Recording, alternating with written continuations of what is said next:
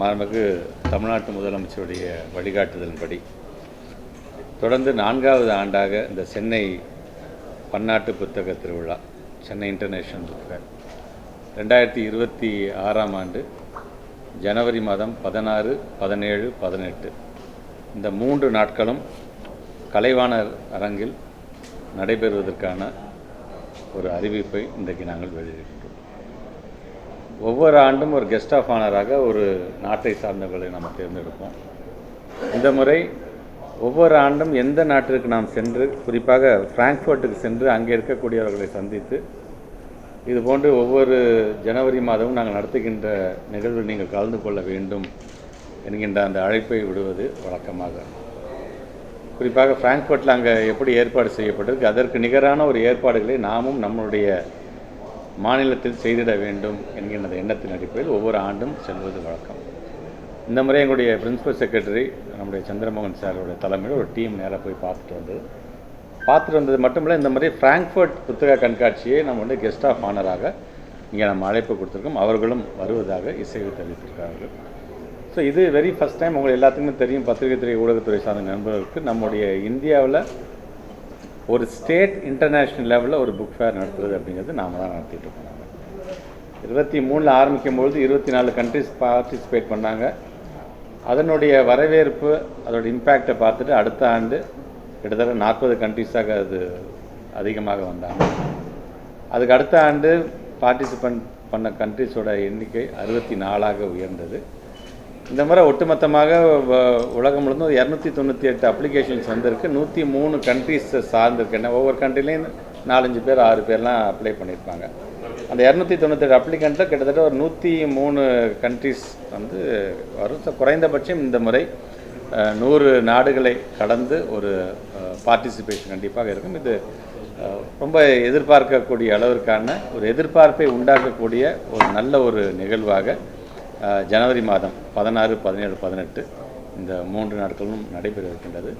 குறிப்பாக ஒரு panel discussions, இப்போ நிறையா கமிட்டிஸ் சார்ந்து நாங்கள் மீட்டிங்ஸ் வச்சுருக்கோம். நாங்கள் ஸோ ஒரு பேனல் டிஸ்கஷன்ஸ்க்கு ஒரு கமிட்டி எப்படி போட போகிறோம், ஒரு லிட்ரரி அட்வைசரி சார்ந்திருக்கின்ற கமிட்டி எப்படி, ஒரு ரைட்ஸ் கமிட்டி எப்படி, ஒரு மீடியா சப்போர்ட் சார்ந்து ஒரு பிரிண்ட் மீடியா, ஜென்ரலாக மீடியா சார்ந்திருக்கின்ற கமிட்டி, ஏன்னா நாட்டு மக்களுக்கு இதை நம்ம கொண்டு செல்ல வேண்டும் என்பதற்காக கல்ச்சுரல் கமிட்டி, டெண்டர் கமிட்டி அப்படின்ட்டு பொதுவாக ரிசப்ஷன் கமிட்டிலேருந்து எல்லா கமிட்டிஸையும் நம்ம வந்து உள்ளே கொண்டு வந்தோம். அந்த கமிட்டி பீப்புளோட நாங்கள் பேசியிருக்கோம். நாங்கள் ஸோ இது கிட்டத்தட்ட ஒரு 12 வகையான ஒரு பேனல் டிஸ்கஷன்ஸ் நடக்கும். அது 8 பேனல் டிஸ்கஷன்ஸ் வந்து இலக்கியம் சார்ந்து, லிட்ரேச்சர் சார்ந்திருக்கின்ற பேனல் டிஸ்கஷனாக இருக்கும்.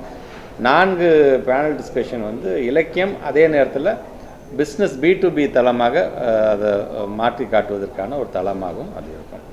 75 லட்சம் ரூபாய் டிரான்ஸ்லேஷன் கிராண்டில் ஆரம்பித்து நீங்கள் 6 கோடி ரூபாய் வரைக்கும் நம்ம கொண்டு வந்திருக்கோம் என்று சொல்லும் பொழுது, ஒவ்வொரு வருடமும் கிட்டத்தட்ட ஒரு 365 MOUக்கள், 752 MOUக்கள், 1354 MOUன்னு அதர் ஸ்டேட்ஸ் அண்ட் அதர் கண்ட்ரிஸோட MOU போட்டு அதுக்கான இட்ஸ் ஆன்கோயிங் ப்ராசஸ் தான். ஒவ்வொரு நாள் வருடமும் எவ்வளோ எங்களுக்கு ரெடி ஆகுதோ அது நாங்கள் வந்து ரிலீஸ் பண்ணிகிட்டே இருப்போம். ஸோ இந்த முறை கிட்டத்தட்ட ஒரு 120 புத்தகங்களை சென்னை இன்டர்நேஷ்னல் புக் ஃபேரில் வந்து வெளியிடத்துக்கு நாங்கள் காத்து கொண்டிருக்கின்றோம். ஆக இந்த முறை என்பது அப்படியே ஒரு எல்லோரும் எதிர்பார்க்கக்கூடிய ஒரு நல்ல நிகழ்வாக கலைவாணர் அரங்கில் வெறும் க்ளோஸ்டு லெவலில் பேனல் டிஸ்கஷன் இருக்கின்றது போக, இப்போ ஓப்பனாக நிறையா பேர் வந்து நாங்களும் அதை கலந்து கொள்ள வேண்டும் என்ற தங்களுடைய விருப்பத்தை ஒவ்வொரு ஆண்டும் சொன்னதின் அடிப்படையில் ஒரு ஆன்லைன் ரிஜிஸ்ட்ரேஷன் மூலமாகவும் அவங்க யாராச்சும் இலக்கியம் சார்ந்து தங்களுடைய கருத்துக்களை சொல்ல வேண்டும் என்று ஆசைப்பட்டால் கண்டிப்பாக அவர்களும் வந்து அவங்க தங்களுடைய கருத்துக்களை சொல்லலாம் என்ற விதத்தில் இதெல்லாம் ப்ரையாரிட்டி பேசிஸில் தான், யார் எப்போ அப்ளை பண்ணுறாங்க அப்படிங்கிற அளவுக்கு அதையும் நாங்கள் வந்து முடிவு செய்திருக்கணும். ஆக ஒரு நல்ல விதத்தில், ஏன்னா ஒவ்வொரு ஆண்டும் இதுக்கு வந்து தனி கவனம் நம்முடைய மாண்பு தமிழ்நாட்டு முதலமைச்சர் செலுத்திகிட்டே இருப்பார்.